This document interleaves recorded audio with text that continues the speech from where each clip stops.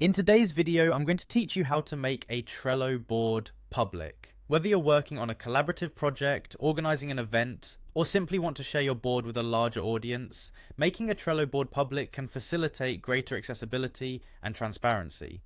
Let's dive in and walk through the process step by step. First, open up your web browser and navigate to Trello's website by typing in trello.com in the address bar. Once the page loads, you'll find the login button prominently displayed at the top right corner of the page. Go ahead and click on that button. If you already have a Trello account, you'll be prompted to enter your login credentials. You can log in using either your email and password or your Google account for a more streamlined process. Choose the option that best suits you and enter your credentials to continue. Once you're logged in, you will be directed to your Trello homepage. From here, you can access all the boards and workspaces associated with your account. Look towards the top menu and click on Boards. This section will provide a comprehensive view of all your current projects and boards. Next, within the Boards page, you'll notice a section labeled Your Workspaces. Here, you'll see a list of the workspaces you've created or are a part of.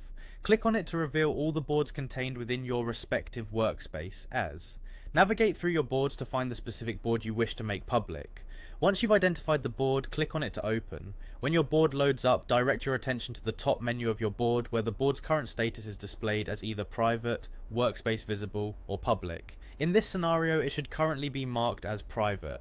Clicking on private will open a visibility menu with different options for you to choose from. Here's where you change the setting. Select public from the options shown. A window or pop-up message may appear to confirm your decision, emphasizing that making the board public will allow anyone on the internet to see it. When you understand and agree to these terms, simply click on the option that says yes, make board public, and there you have it. You've successfully made your Trello board public. Remember, once your board is public, anyone with the link can view it, so be sure you're comfortable with everything displayed on your board being accessible to a wider audience.